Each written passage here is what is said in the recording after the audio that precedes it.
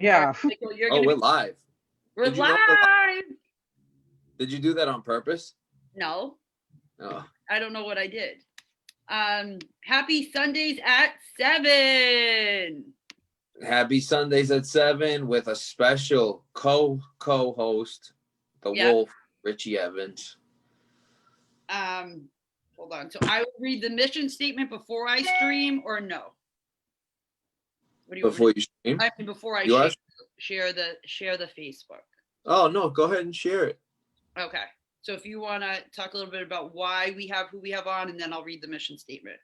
So tonight's a special Veterans Day edition of Sundays at 7.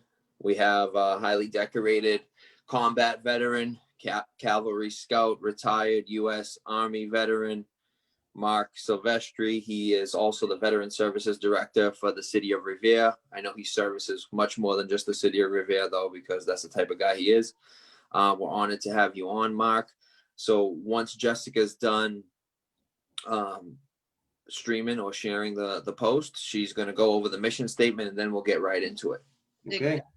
Okay. I'll explain a little bit more about what we do and what we're trying to raise funds for, and then we'll get right into the interview.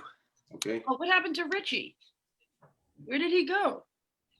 Oh, there he is. He's back again. Okay, I will read the mission statement now if I can find it, because my computer is just like being wonky with me today. So give me 2 seconds. Just not wanting to cooperate tonight. Sorry. Let's see. Okay. So Greater Waltham Recovery Solutions mission is to connect those with substance use disorder to recovery treatment services. Additionally, we offer scholarships to safe and effective sober living, educate the public through community outreach, and help veterans access premier quality treatment. Our organization embraces cultural diversity and is inclusive of every race, religion, sexual orientation, veteran status, socioeconomic background, disability, and age group. There you go. Fire. That was fire. Fire. And so do we have our Venmo? So I'm going to figure that out right now. I'm going to share my screen for a minute, and Mike is going to explain. Hold on. So we're doing something different tonight and going forward in order to raise more funds to provide services for veterans like Mark and Richie, and also to provide scholarships, safe sober living for our angels out there that are still using. You know, our angels that need help, they need a place to go, they need safe, reputable, structured housing, sober living.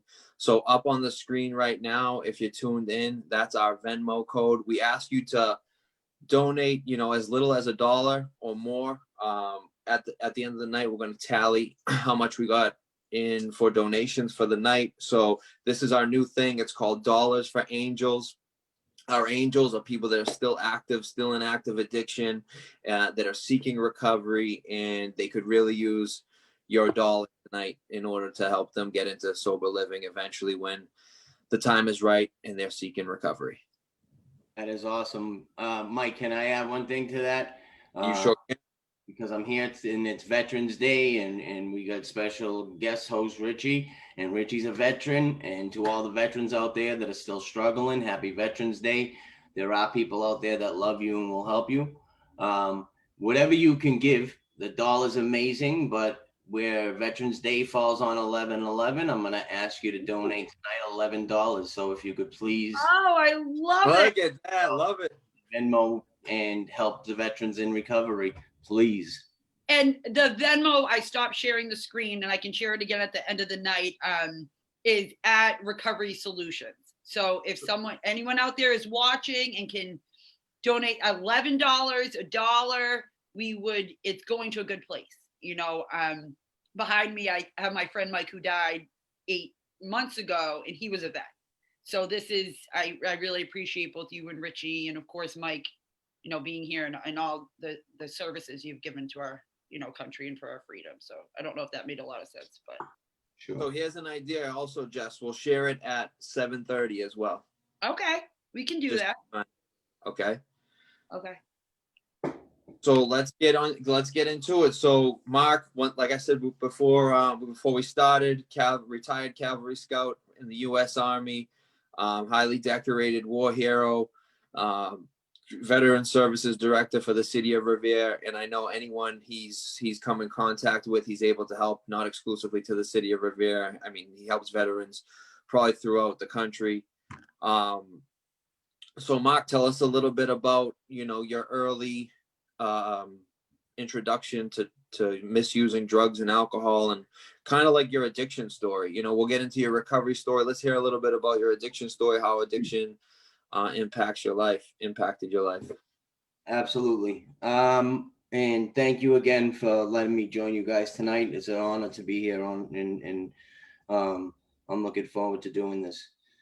So I was always the party guy. I always liked to drink and go out while I was young, and I was an athlete and one of the cool kids per se.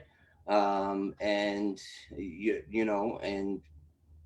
it would be on Friday nights getting drunk and marijuana and stuff like that.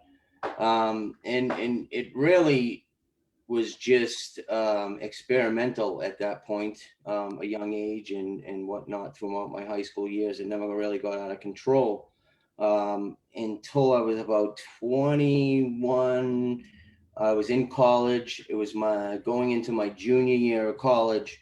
I was in downtown Boston at the Backstage nightclub, and it was a it was a gang initiation for a gentleman who was a third party outside of Faneuil Hall, and another guy came and had us. He followed us throughout the night and caused some trouble with us. A fight broke out. Gun was pulled. I was shot a couple times. And that was kind of my first experience with pain pills.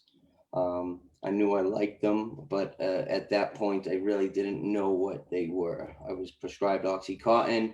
They were prescribed at that point. It was 2001. They were calling them Percocets, the equivalent to 4 or 5 Percocets and whatnot. I knew I liked that feeling at that point. And fast forward a year, had a child early, needed a job, a stable one, decided to go into the service. And I went into the service 2006. I was medically retired in 2012. And after my medical discharge, the overprescription of pain medicine is really where the dark days began. So yeah. So we have a couple of comments. Let's see. So Kim G, our social media superstar, said, "Thank you for your service and for being here." Debbie said the same thing. "Thank you for your service and coming to share with us tonight." I thought I saw Teresa on here say something, but now I can't find the comment. Matt Gorman, Jessica, the Venmo was asking for the last 4 digits of the phone number and tied to the account. So I think, Kim, if you can just comment that in the sections too, because I don't know what the last 4 digits are of the Venmo account. So go on. That's the comments. I think Teresa said hi and happy Sunday, everyone. Mike's mom. Hi, Mom. Teresa. Thank you, Mom. Hi, Mom. So, Richie, do you have any things that you want to kind of ask or? About 178 things I want to ask. Beautiful. How about 179? Well, first of all, I can't express enough gratitude for people like Mark. Thank you for your service. I cannot say that enough because there is a little thing that people are going to do tonight.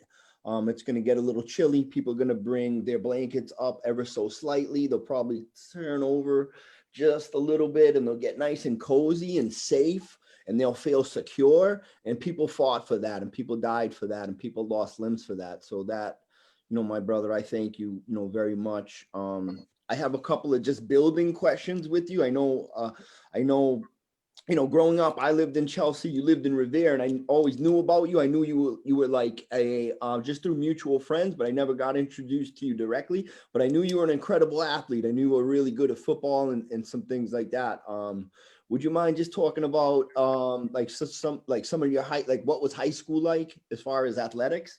Yeah, I excelled in the sports I played. I was a 3-sport all-star in football, hockey, and track and field.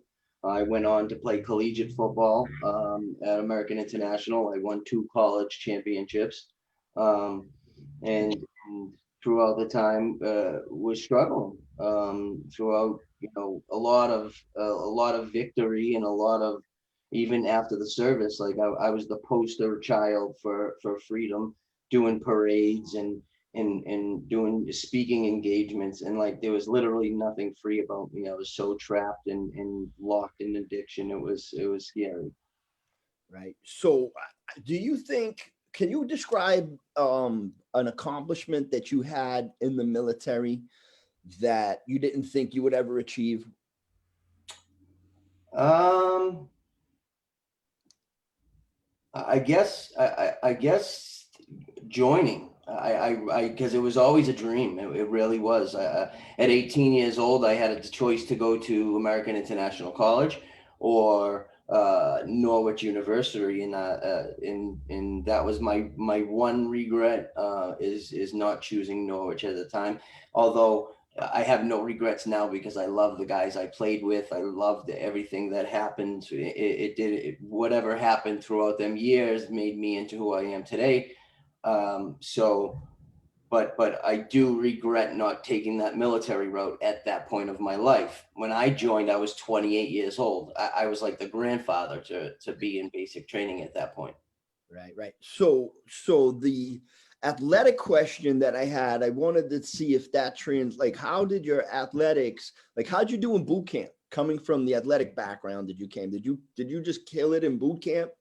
I did. I excelled, and what helped me excel in boot camp was also being 28 years old, and having the mentality and knowing the fact, like, these guys can't hit you, they can't, and the younger You had the man guys, strength. they had that fear in them that I'm older than some of these guys that are yelling at me and telling me to go to bed at 8 o'clock and stuff like that, and so I had that going for me. I had the Boston aspect going for me. Rich, you know how that gets you through in basic. It doesn't work too well in the Southern good old boys club in the military. So you get tortured for that right off the rip. But yeah, it did. It helped, and it helped in service too.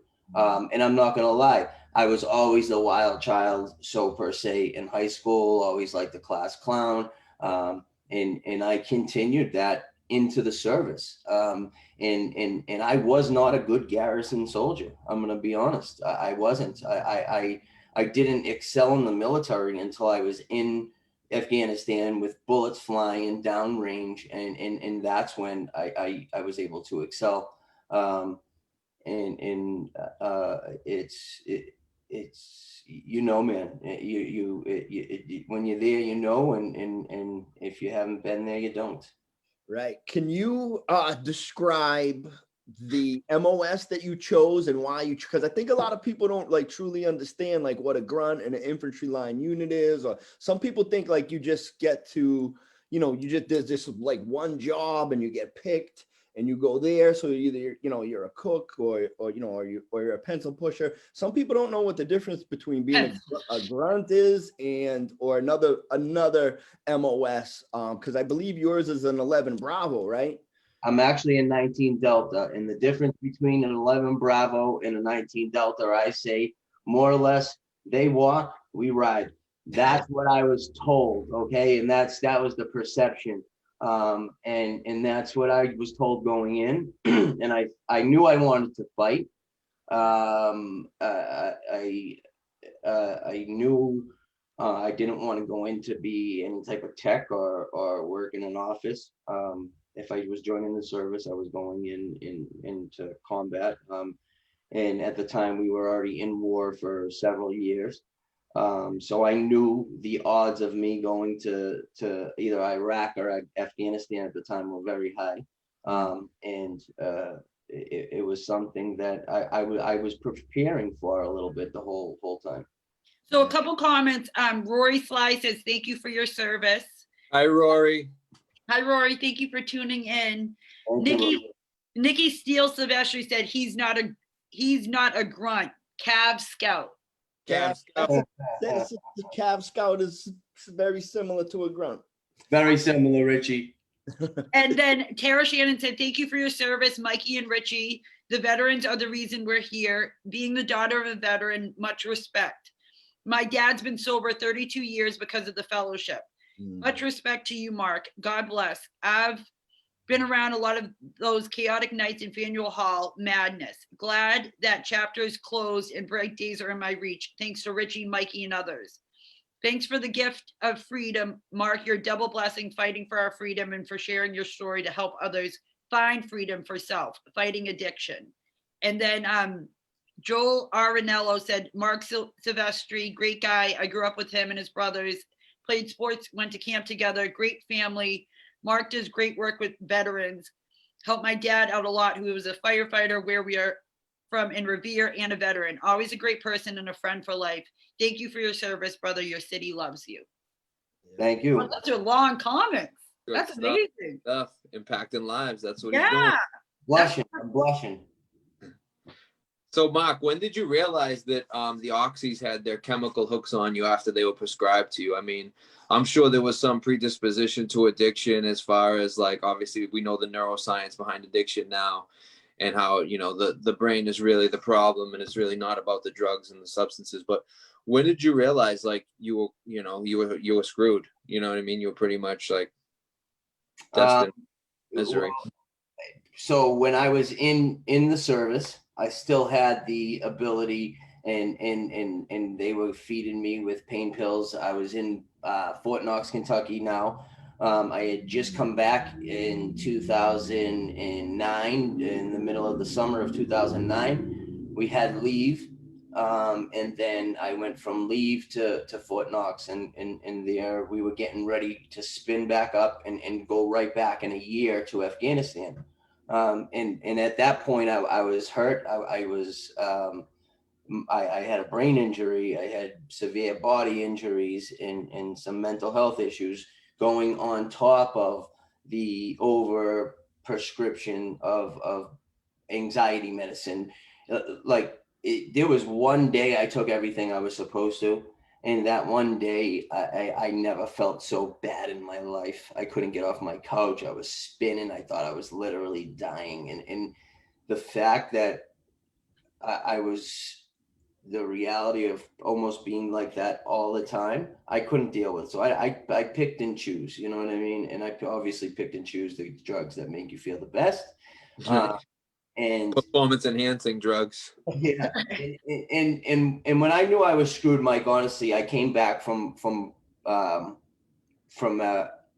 Knox. I was now out of the service. I came back here and I went into the VA, and I thought the VA was just going to continue prescribing the way that they were prescribing me in Kentucky. And I wasn't going to have a problem. I was getting by and whatever. And they were like, no, and they were, we don't prescribe like that here. They gave me literally, I was on Opana, Oxycontin, oxycodone 15s, and regular Percocets for throughout the day. When I got back here, they wanted to put me on regular Percocets and like 2 a day. Wow. I went from like 60 milligrams with breakthrough medicine to, and you know, you're always in that breakthrough stage. Always. You know, and when I came back here and they did that, that's when Dr. Mark came through. I knew what was best. I that one bottle lasted me a night, and that was it. I was pissed at the VA. I was pissed at the military. I was pissed at the world at that point. And I was off. and by the grace of God, I'm still here today. Amen. I Amen. love that you talked about that, Mark, because I think a lot of times I think a lot of veterans are really hesitant to talk about the war within. It's really easy sometimes to talk about the war, or maybe, you know, certain parts of it, maybe not all of it, but it takes just a lot of courage to talk about the war within. Because I think, you know, just speaking, I don't want to speak for you, but, you know, for me, I can have a really bad month where I'll go in the lion's den, so to speak, and I won't come out for a while, and I'll walk around the planet, and people will say, "Hey, Richie, what's up? What's going on with you? You're off." And it's like, I want you to just leave me alone, because I have to do this. You can't come in the lion's den with me and lick my wounds. Like, I have to go inside here, and I have to do this myself. Like this month, you know, believe it or not, like this interview is helping me big time, because this is probably the toughest month of the whole year for me, being, you know, a lot of wars were fought. The November War, as we call it, which is 1st Battalion, 3rd Marine Division, in the Battle of Fallujah. Also, we lost a lot of, you know, our brothers and our brothers in the Army and the Navy and the Navy SEALs. Like, this is a really rough month. It's the Marine Corps birthday, and it's also Veterans Day. And sometimes I just don't want to, I don't want to talk or see people, but what a lot of people don't understand is sometimes isolation is different than solitude. Like, I need my solitude, because I invite those memories in. It's like, okay, it's okay that I have a bad month. I don't always have to have, you know, a good day or a good month all the time. And what I usually spend this month doing is like inviting the memories. You know, I talk to a lot of the moms of the brother Marines that passed away. And usually they're my strength for this month, Mark. Like, is the moms of the brothers that passed away will call me and see how I'm doing. And I'm like, hey, I should be, you know, supporting you and be edifying to you. And then look at you, you know, look at the strength that you have. So this month's a really awesome month, where there's a lot of like giving and taking of the energy, you know, pushing and pulling and supporting of each other. And as low as I might get for this month, you know, we all get together as a community, and the veterans community, and then even, you know, families and friends of veterans, and we all get together. We lift each other up for this month. So this month's like a really an emotional time. If you wouldn't mind just describing, like, what's it like for you? Like, what's Veterans Day like for you? It's a lot. It's a lot, like you just said, and more. And I actually have a release, being a veteran service officer. I dive myself into work. I indulge into that, and I just pour myself into everything that I do for work and my community, and in homelessness and addiction. And So you I give back. You give back. That's your. yeah, That's how you cope. Is and honestly, sometimes it's at a fault. I give back, you know what I mean? And I leave and I put my family on the back burner, and I know I'm not spending as much time with my kids, and I know I'm not giving my wife the attention she needs. But it's kind of what keeps me on that focused path at that time. And that's kind of how I get through it. But it's always going to be there, Richie. And that's what a very wise man told me. There's two good things, and one thing is the sucky part is it's never going to go away. The great part is we learn to live with it, and then you can learn to live with it, or you can learn to excel. And honestly, people like us that put it to forward excel. And that's what is giving me and no mistake, addicts in recovery with a purpose are just complete overachievers. If you That's so true. That's true. No, what I think is really cool is, because I'm a workaholic just in general, And I think sometimes, like, I think when we really look at the ultimate sacrifice or the ultimate service is probably, I mean, there's probably a lot of reasons. I don't think there's a black and white reason why we joined the military, but there was that ultimate service that you're willing to lay it all down for you people, you know, let's just be honest, to the people to the right and left of us when it really comes down to it. But I mean, overall, the long goal is the people, you know, people here at home in America, because a lot of folks don't understand that we got enemies and they're real. People still think some other weird shit because they don't understand, they've never been there. It's like America has enemies, and there are people that are willing to get their hands dirty.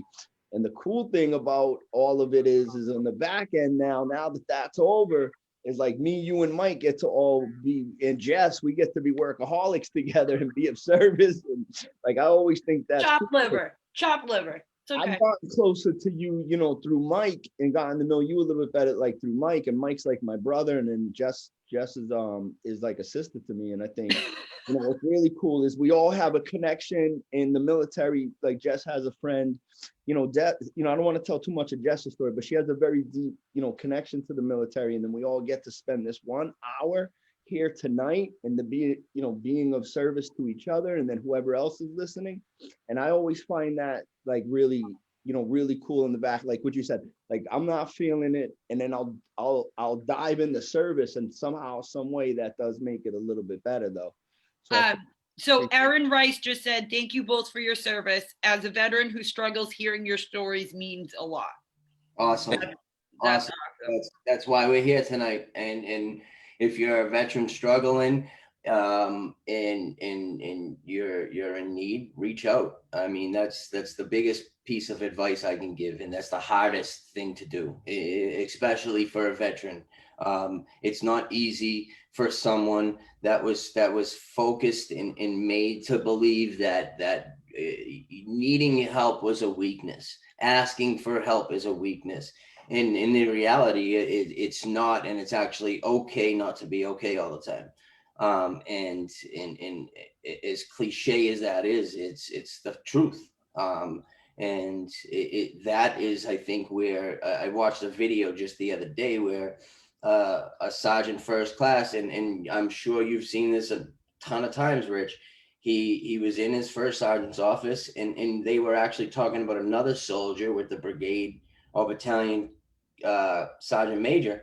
And the sergeant major was like, they were talking about the guy being a mental health issue. And he was like, you know, okay, well, we need to get rid of him because we're already babysitting Sergeant Ryder. Yeah. And Sergeant First Class Ryder was actually in the room while the phone was on speaker, and he heard him say it, and like kind of went back at him. And then the first sergeant hung up the phone, and he called back, and he was like, you know, what I didn't quite hear what you said. And he was like, well, Sergeant First Class Ryder's in the room, the Sergeant Major. And he was like, I don't give a damn. We have to babysit that guy now. And that's what it was like in the service. I mean, in an MOS such as ours, once you ask for help per se, or go seek mental services, that's it. You're a damaged weapon, and you're up for retirement at that point. You know, they look at you like as a liability at that point, right? Absolutely. Which is really difficult, because it's like we talk about band of brothers and never leave no Marine behind, and it's like really an odd paradox. But Mark, just wanted to bring up one thing that you said, because I would charge the hill with you any day based off of this one experience. Usually grunts or cavalry that are in garrison that are in garrison and always in trouble are generally the people that I want in combat. Just want the world to know that. Usually, if you ain't afraid to get in trouble in garrison, we want you on the hill fighting, because the Marines and usually the cavalry that are like too afraid to do it translate into combat, because you know fear kicks in, and usually we got to carry you, we got to baby you in combat, because you know, I think what a lot of folks don't understand, it really translated. My unit, my company in the Marine Corps was called Alcatraz Platoon, because we're always in and out of the brig, and we're always in trouble. And incidentally, we got all of the missions. And it's like, I'll tell you, we'd watch these really cool military families that, you know, came from the Citadel and military high schools, and they were awesome in garrison. But when bullets start coming down range and I don't want to be gross, but when your butthole puckers up real tight, because that's Oh, come on. what happened. You squeeze your butt. Well, settle down, Jessica. Your butt cheeks get clinched. You clench your butt cheeks really tight when rounds come down range. And you really get to see what you're made out of. And that's the one thing like I really missed about about being in the service is like you get to see really what you're made out of. Like that's the one you got to see who's who, because you could talk some really like I met some kids from the South that looked like they went to college for like talking crap like trash. There was some really good trash talkers, but when bullets came down range and your butt cheeks squeezed together, there was nothing we could do with them. We have to send them back home. So I'm going to interrupt you guys for 1 second because I'm going to share the screen again with the Venmo. So give me 2 seconds. Before she shares the screen, 1111, make sure you share $11, please. Oh, thank you. And you guys. One or none, make sure try to get it in, please. And they can still hear you guys. So again, this is for Mike. If you want to be you're the pro on this one. Yeah, this is our Dollars for Angels campaign. We're raising dollars for angels. Our angels are the people that are still out there in active addiction, struggling.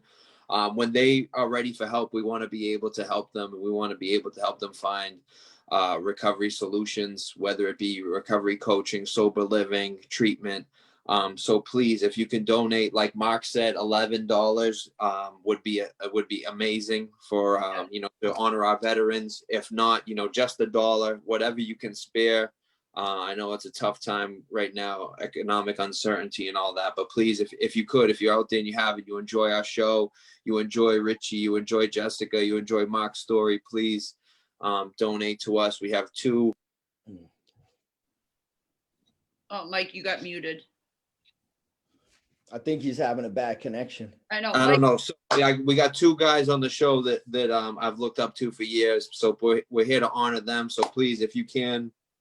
And the last 4 digits for the phone number, if Venmo asks you for it, are 0143. So I guess if you're not friends with people on Venmo, it then asks you to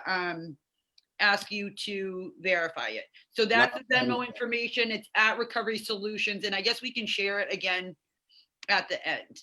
0143. I'll play that number for a week. You're gonna hit. I promise. That was Mark's old football number. I remember that. Yeah. So Mark was being modest when you talked about the athlete stuff. I'm from Revere. He's legit like the greatest running back to ever come through Revere High School. Wow. Oh, Mike, he's being modest across the board. He's a modest guy. I know his military career. I looked it up, so I know he's being modest. But one thing I would like to ask you, Mark, is what if you could mention a few things, what do you miss about the military? Because I was asked this question the other day, and they were like, well, if you got to, if this was your last day, what would you do? And it's like, I'd spend time with my kids and my family, but I'd definitely go on one more run with the brothers for sure. That would definitely be in my things to do list. I'd go on one more little mission with the brothers, but I'd see my kids and I miss that camaraderie. I really miss that bond. And that's why it's super exciting to be here with you 4 tonight. But, in your case, Mark, I know, is there anything that you miss about the military that you could share with us? Yeah, that exact thing that you're talking about, that camaraderie, and honestly, sports throughout high school, college, I excelled when I had I don't want to say restrictions, but when I had guidance, when I was on a team, when I was part of structure, so I always excelled at that. Even now, being, in veteran services, it's like being part of a family and a team when you're taking care of vets and people that are in need. And you guys know this more than anyone. So it's an easy fix. And that's the thing that's so admirable because, so Richie had kind of mentioned it, but my friend Mike, like I said earlier, he was in the Marines and he overdosed December 21st. But before that, he had struggled for a couple months. He got into some trouble, cops were looking for him and this and that. And he was kind of stuck. And what happened was the Marines stepped in, his brothers stepped in, and they got him down to Florida for treatment. And it was just like, it's secret. Like, we don't even know how they did it. They literally got him out of the state onto a train and stepped up to help him get treatment where he needed it. You know, unfortunately, he came back and 2 months later he was gone. But even at his, you know, his wake, he had a Marine brother that is like they were at everywhere together. Anywhere they went, in, whether it was in the States or overseas, and they were both named Michael Patrick. And it was just this bond that, and he was who spoke at his wake and gave the eulogy. And it's just something that I cannot never understand. I'm not a Marine, not a veteran, but it's something that is so admirable that you guys have gone through this together, and that even when you come back years later, you'll still be there for one another when you really need it. Yeah. And that's, you're exactly right. And that was a part of me in not really continuing to seek help at that point when coming back from service, and not dealing with stuff. A very close friend of mine was killed in Iraq on my birthday. We were in Afghanistan together. Another very close friend. I looked at him like he was a little brother. He was 18, 19 years old when we were in Afghanistan. Took his own life. And those things, I think, were actually working against me, not actually helping, not treating them or seeking treatment, and at the same time getting so in deep with my addictions. Nothing mattered at that point of my life.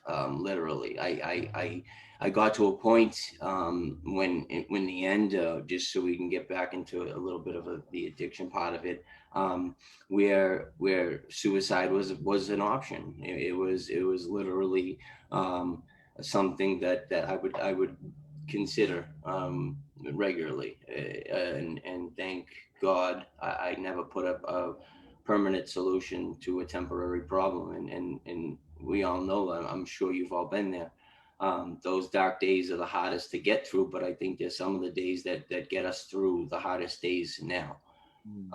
And it when you say, Mike, the people that are still struggling, the angels out there, and they're, when they're ready, it's exactly the truth. And again, as cliche as that sounds, I wasn't ready, as my addiction, my wife was before I was, and that's her story, so I won't talk about it. But you know, even that wasn't enough, and the loss of my children for a few years wasn't enough, and you know, those things, it didn't take me to my knees.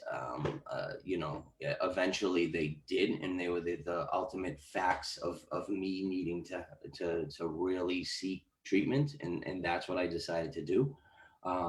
I checked into the VA, and when I came out of the VA, I was very embarrassed at this one point in my life, but I was on Matt, and Matt saved my life for real. And it gave me the foundation to be able to put the blocks together. And while being on Matt, I graduated from college. I've purchased a home. I've done some amazing things in my life. And if you're on Matt, and if you're feeling like you're outsider, or you're not part of, or you know, screw them all, because you know, if you're doing the right thing and you're putting them blocks in place, you're building the foundation. And that's what Matt did for me. It gave me the foundation to be able to put the blocks on and end up with a house in the end, and a pretty strong, firm one.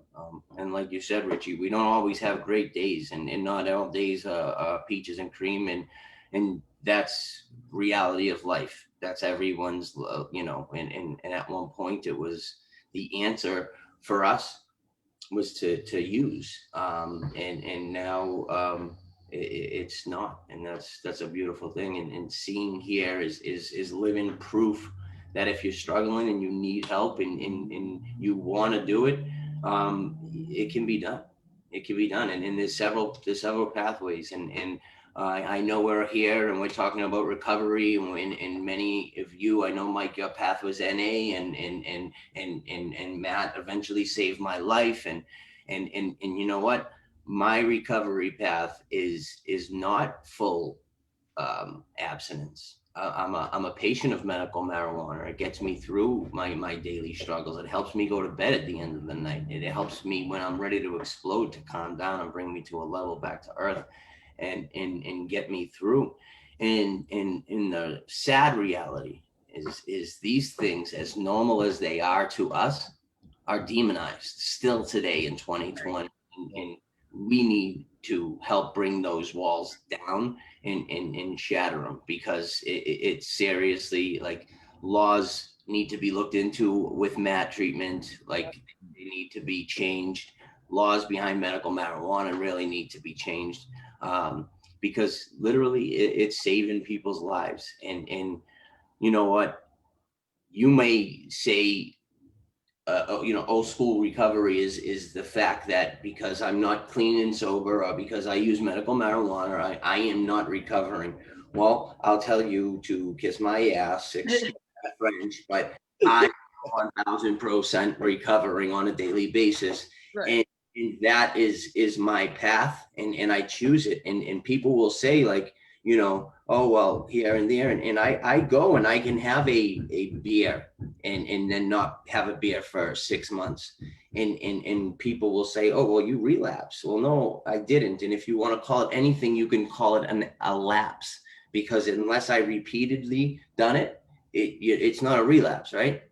So we got to really take it in stride. And I love the way you guys are taking this pathways of multiple pathways of recovery. I love how it's finally opening up to healthy choices of recovery and multiple pathways. And I really think that's going to be the ultimate answer, because no one has a cookie cutter answer for this disease.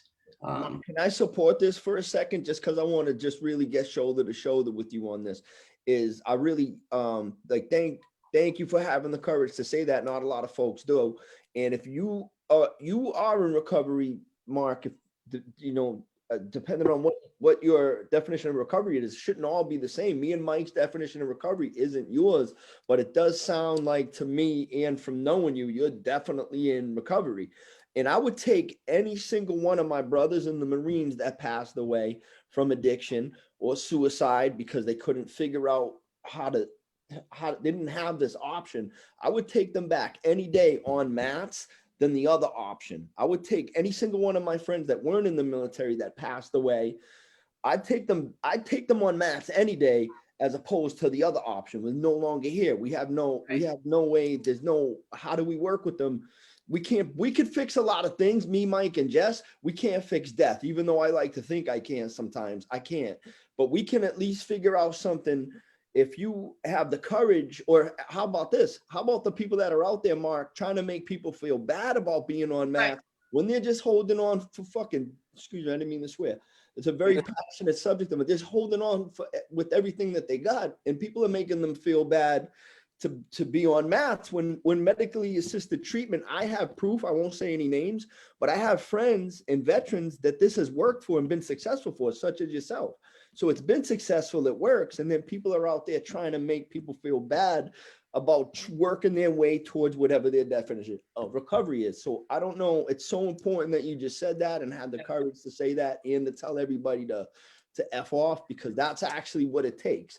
You have to figure out what it is for you. And I can be a guide and Mike can be a guide. I can't tell you what it is. You have your own path, and you're entitled to having your own path. And we should support each other on that. That's something, because Matt was a part of my story. I'm no longer on it, but it was something that I was so afraid to talk about, because people would say, you're not clean if you're on that.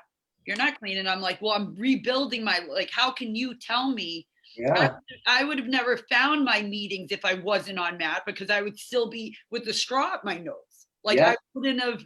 And with Mike, it's really good to hear you say that, and about veterans being on Matt, because that was something that I think killed him. Because when he tried to go get help at the VA or wherever, they said, you're on this prescription, we can't help you. And they kicked him out after 3 days. Yeah.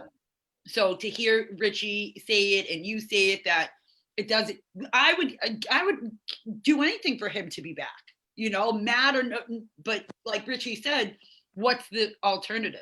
It's death. And we can't bring anyone back from death. So I personally really appreciate what both of you just said. Yeah, that was beautifully worded, Mark. Like, especially like actually when before the interview, when you told me like, oh, is it okay? I'm like, I was actually psyched that you were gonna explain, you know, and educate on medical marijuana, because I think, you know, it's important to educate people out there because they do demonize it, they do stigmatize it, and like our veterans come with a lot of extra package that we don't like. You know, I'm not saying I'm a different addict than you are, but you come with like heavy trauma, heavy PTSD. Some of those things can't get uncovered in like an abstinence based place. Some of the PTSD symptoms that you deal with on a day-to-day basis, I don't know what that feels like. I don't know what it feels like to wake up with night terrors because of your PTSD, and like I'll never know that. So how can I judge anybody for fixing that medically? Because that's what you're doing, you're mending that medically, and there's not absolutely nothing wrong with what you're doing. You know, you talked about in your bio visible and invisible wounds, and like you have PTSD even prior to the combat area, you know what I mean? Even prior to combat, due to like the shooting in Revere, you know, even just the way we grew up, you know, in Revere, and the shame and all that stuff, and like the things we did, you know. I just think it's amazing. I think it's amazing that you're honest and candid about being on medical marijuana. I think this is going to be a new wave. I think it's a healthy wave, to be honest. You know, it might not be my wave because I'm like 10 years in now. Why would I, you know, I wouldn't, you know, but like, I'm not against it is what I'm trying to say. I'm definitely pro. And can you discuss, you know, some of the difficulties it is for veterans seeking help, like dealing with PTSD? Are you know, do you find that there are trauma informed therapists that can really aid you, or is that difficult? It's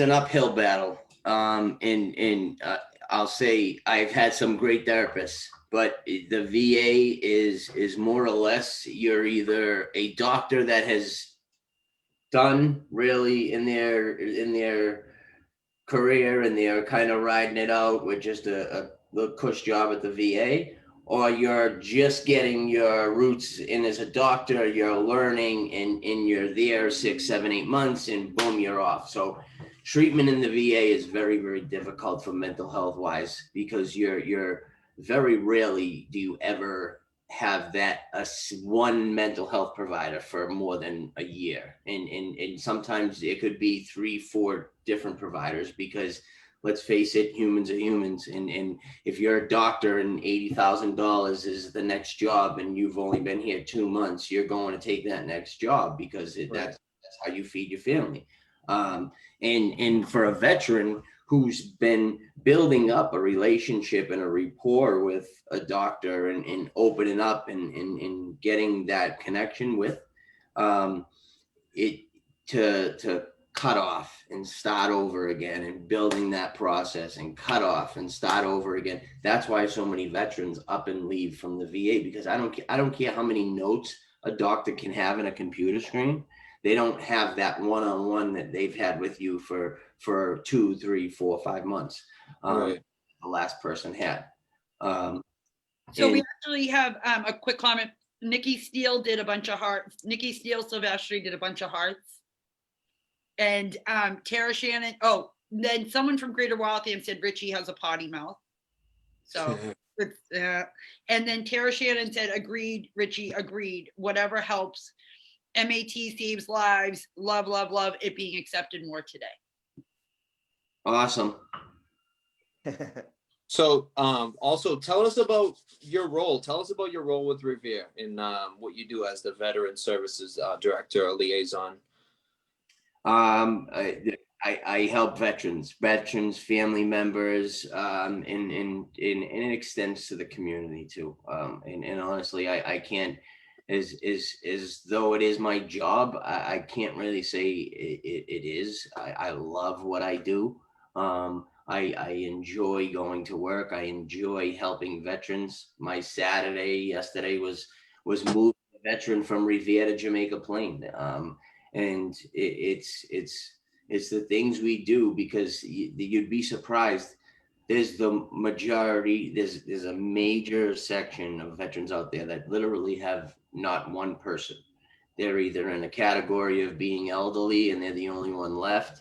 They're even the widow. So we like to, in my office, to call it the whole veteran, the family, the core of the veteran, the selves, the family members, the kids. And if you don't help create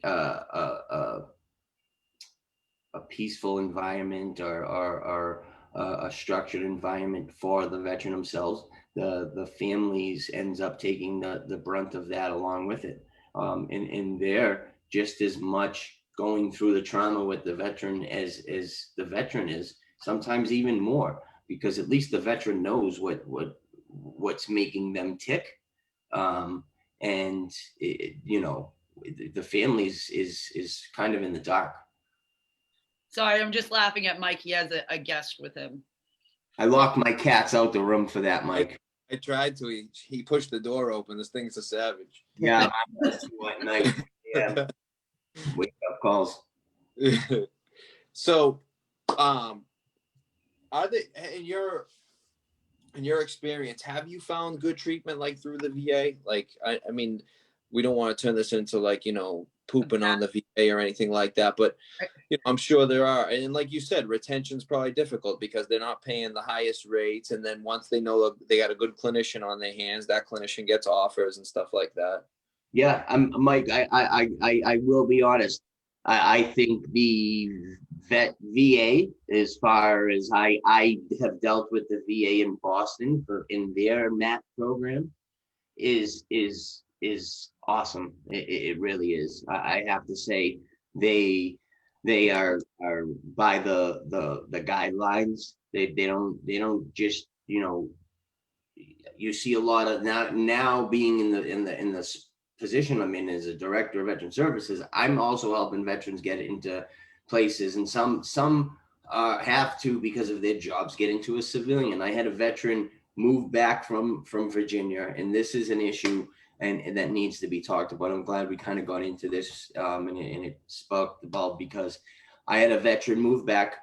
He came here with a great job, moved here for another job.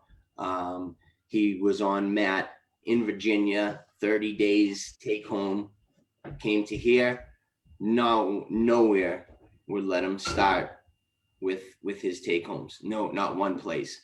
Now, this is someone that was in long-term facility recovery, urines were clean, in coming back to Mass, and sure enough, you put him back in, going every single day to that clinic, put him in the spot of being in with people that are still actively using, and that in turn put his recovery in jeopardy, and he relapsed and almost lost his job, and those are the things that need to change, because if you got 30 in Virginia and you cross an imaginary line into Massachusetts, there shouldn't be no reason in Massachusetts. And they push it back and forth. The state will blame the feds will blame the state will blame the facility blames the state, and it's a big circle, and no one's really sticking to the federal guidelines. And in the VA, I gotta say, did, and that is what helped me have the ability to go back to school, and do the things I was doing, because I wasn't stuck going there every single day. I mean, at first, obviously, yes, you had to, but once you built up, you finally get enough take homes, and that gave me the ability to go to school and Right. do all those things to get my life on track and doing the right thing. Debbie said, I know this month is very difficult for my granddaughter's grandfather. He is a Vietnam amputee Marine, and I watch him suffer this month always.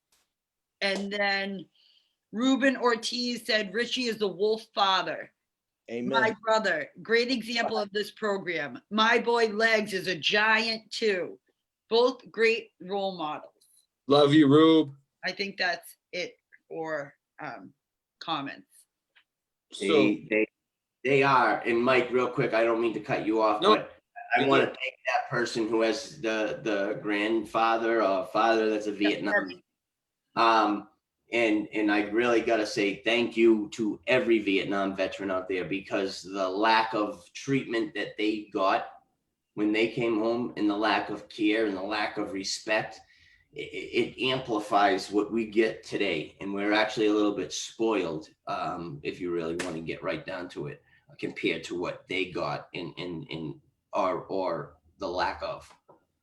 So thank you, Vietnam vets. And I have another comment from one of my favorite people who does the boxing with us, Miss Linda Norcross. She said, "Hi, Mark. I'm a past exalted ruler for the Newton Elks Lodge. One of our main goals is to help veterans. I would love to connect and see if we could help in some way." And Linda, she said she'd volunteer with us too for Greater Waltham and help any way she can with the Elks. And so you guys should definitely connect. She's one of my favorite people on the whole planet. So Linda, you guys will connect, and thank you. So I know this is kind of dependent on insurance and things of that nature, and if you're active, if you're an active vet or whatever the deal is. But are there alternatives to the VA for treatment? And I mean, I'm sure, like, if you have TRICARE, they have to be contracted with TRICARE, things like that. But what are the alternatives? Question. Yeah, obviously, if you have insurance, you can seek alternative care, and that's private based. Unfortunately, the majority of veterans that are struggling with these issues severely are not working. They're probably not providing a job that's giving them insurance. And honestly, thank God we live in Massachusetts, because like some of these other states aren't even smelling what we're getting for insurance and care and they're lucky if they can find a bed outside of it. Some of them lucky, we're blessed. We can go 20 minutes, 30 minutes, 45 minutes, any which direction, and we hit a VA. Yeah. I got guys that are in Dallas, Texas, calling me to do claims, because if not, they'd have to drive 3 hours to get a claim done. And that's the issue with the treatment is there's so many veterans out there, and a lot of veterans are too proud to ask, and sometimes, like I said, when they do, they get blackballed, blacklisted. You get that crazy card put on you, and that's why people don't like coming forward. That's why people don't like coming on Zoom and saying that Matt saved their lives and they're on medical marijuana. But until someone does that, and we do have these conversations, then it's going to be stuck in the closet, right? And that's we need to bring that shit out. That's awesome. Wolf, you got anything to add? No, not really. I just I'll talk to Mark offline just about offering any services, volunteer, whatever I can do, finances, anything I can do for his cause to push the line for veterans. But I'll talk to him offline. So you guys, you have no other comments for each other or questions about? Nah, this is kind of like, it's hard to really explain it, but I'll talk to Mark offline. Okay. Got it. Tough. Well, first off, we want to thank both of you gentlemen for everything done for us, allowing us to sleep at night, like you said, Richie, and just both huge role models to me in my life, and what I aspire to be. I have great admiration for both of you gentlemen. Thank you for continuing to serve for us, on the front lines of the mental health crisis that we're going through, because that's really what it is. Substances aside, it's a mental health crisis, and thank you guys for being voices of that. Thank you, Mike. Do either of you have anything, like, say, a veteran's watching right now that you guys could connect? What would you say to a veteran out there who's struggling with either depression? Call and reach out. It's the toughest thing for a veteran to do. Mark said it. Mark was spot on about that. Like surrender really isn't in our vocabulary. Like it's just really, there's a lot of pride. There's a lot of stuff that veterans are up against, but reach out. Phone calls are confidential, you know, help us to help you. And that's really all I got. Yeah, same here, man. Ask.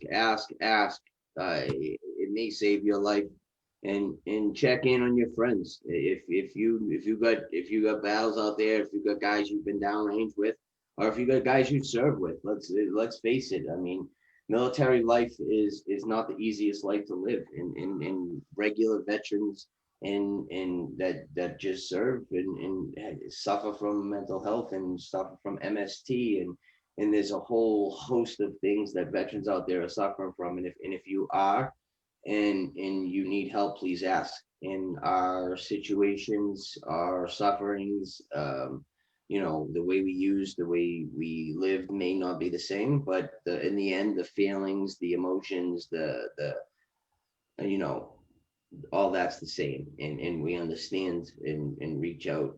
You see how to reach me on Facebook.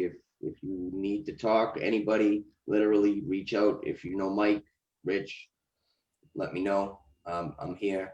And guys, thank you. This is a huge honor and humbling experience. I think Call it's your battle buddies. Call your battle buddies. but I think between, you know, the MAT, the medical marijuana component, the veteran component, everything, it's been really an honor. I know for myself and for Mike that, you know, thank you both for your service and that you guys would be willing to do this because you're the stars right now. You know, we're honoring you this week, this month, just like Richie kind of said. It's kind of sad because one of the last conversations I had with Mike was saying to my kids, "Oh, you're the only veteran my kids know," because it's not like when our grandfathers were vet. You know, everyone had a grandfather that was a vet, and so it's nice to be able to personally thank each one of you. And Richie, I love you for your service, and we'll be thinking of you this week and this month. Hey, incidentally, Jess, I don't know if you know this, but there was this whole interview. I would say on your left shoulder, there's been an angel on your very left. I know. shoulder, right there. Oh, what a segue. What a I know. segue. Let's throw that Venmo. Throw that Venmo Thank you. Yeah. scan code. So while I cry in the corner. It's okay to cry. No, and I know, and I actually talked to a medium this week that said he is my angel and protector, so I appreciate that. So here, Mike, angels, hit it. Angels, like the one on Jess's left shoulder. So dollars for angels. We have Mark, our special guest this week. He suggests you give $11 for 1111 to represent the veterans who, you know, sacrificed it all for us. So please donate $11 if you can. If you can only donate $1, that's fine too. Yep. We accumulated $33 since we've been on the air today. So that's huge. Dollars for angels. Those are our angels. Those are the people that are out there actively actively struggling with addiction. We want to have money in our account once they're ready for recovery services, for us to be available for them and for us to be able to scholarship them for safe, reputable, structured, sober living. So please donate $11 if you can, $1 if you can't do 11, please. Thank you. And the last four, if you need it for the phone number, is 0143. So it's at Recovery Solutions. Again, this is to help maybe a veteran that, you know, has insurance. He can't get to a reputable place, or what did you call it? A specialty place? Mike, you worded it. We want to offer premier if we can. Premier, we want treatment to our veterans. Give back to those who gave so much to us. So again, if any amount, if you want to donate more than $11, that's fine too. But in honor of veterans for it being 11/11 this year, that would be great. So again, thank you both. Let me stop sharing my screen. I'm really impressed with how I did with that screen sharing. That was awesome. Seamless. It was seamless. I didn't think I was going to pull it off, and I did. I didn't know what my screen was going to be sharing. You're killing it, Jessica. But yeah, so Julie Gonski Boone said, every day we honor these guys. Nikki Steele Silvestri said, love you, Mike and Richie. So we love Nikki. Thank you guys, and we'll be thinking of you. And please leave the world a better place than you found it. Boom!